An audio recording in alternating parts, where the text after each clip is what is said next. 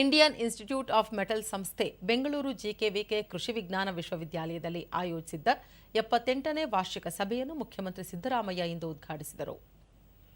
ಇದೇ ವೇಳೆ ಉಪಮುಖ್ಯಮಂತ್ರಿ ಡಿಕೆ ಶಿವಕುಮಾರ್, ಸಚಿವ ಎಂಬಿ ಪಾಟೀಲ್ ಸೇರಿದಂತೆ ಮತ್ತಿತರರು ಉಪಸ್ಥಿತರಿದ್ದರು.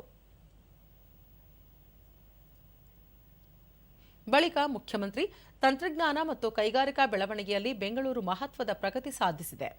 ಉತ್ಪಾದನಾ ವಲಯಕ್ಕೂ ಹೆಚ್ಚಿನ ಆದ್ಯತೆ ನೀಡಲಾಗಿದೆ. ಕರ್ನಾಟಕದ ಕೈಗಾರಿಕೆಗಳಲ್ಲಿ ಹಸಿರು ತಂತ್ರಜ್ಞಾನ ಅಳವಡಿಕೆಗೆ ಆದ್ಯತೆ ನೀಡಲಾಗುವುದು. ಪ್ರಮುಖವಾಗಿ ಪರಿಸರ ಸ್ನೇಹಿ ಭವಿಷ್ಯಕ್ಕಾಗಿ ಹಸಿರು ಆಧಾರಿತ ಉತ್ಪಾದನೆಗೆ ಒತ್ತು ನೀಡಲಾಗುವುದು ಎಂದು ಹೇಳಿದರು. ಅತ್ಯಾಧುನಿಕ ಉತ್ಪಾದನೆಯಲ್ಲಿ ಕರ್ನಾಟಕ ಜಾಗತಿಕವಾಗಿ ಮುಂಚೂಣಿಯಲ್ಲಿದೆ. ನಮ್ಮ ನೀತಿಗಳಿಂದ ಹೊಸ ಅನ್ವೇಷಣೆ, ಸುಸ್ಥಿರತೆ, ಅಭಿವೃದ್ಧಿ ಸೇರ್ಪಡೆ ಸಾಧ್ಯವಾಗಿದೆ.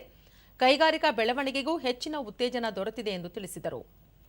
2023-24ರ ಅಂತ್ಯಕ್ಕೆ 54,427 ಕೋಟಿ ರೂಪಾಯಿ ಹೂಡಿಕೆ ಮೂಲಕ ಕರ್ನಾಟಕ ದೇಶದಲ್ಲಿ 3ನೇ ಸ್ಥಾನ ಪಡೆಯುವ ಗುರಿ ಹೊಂದಿದೆ. ಅಲ್ಲದೆ 2024-25ನೇ ಸಾಲಿನ ಜೂನ್ ಅಂತ್ಯಕ್ಕೆ ಒಟ್ಟು 19,059 ಕೋಟಿ ರೂಪಾಯಿ ಹೆಚ್ಚುವರಿ ಹೂಡಿಕೆಗಳ ಮೂಲಕ 2ನೇ ಸ್ಥಾನಕ್ಕೇರುವ ನಿರೀಕ್ಷೆ ಹೊಂದಲಾಗಿದೆ ಎಂದು ಮುಖ್ಯಮಂತ್ರಿ ಸಿದ್ದರಾಮಯ್ಯ ಹೇಳಿದರು.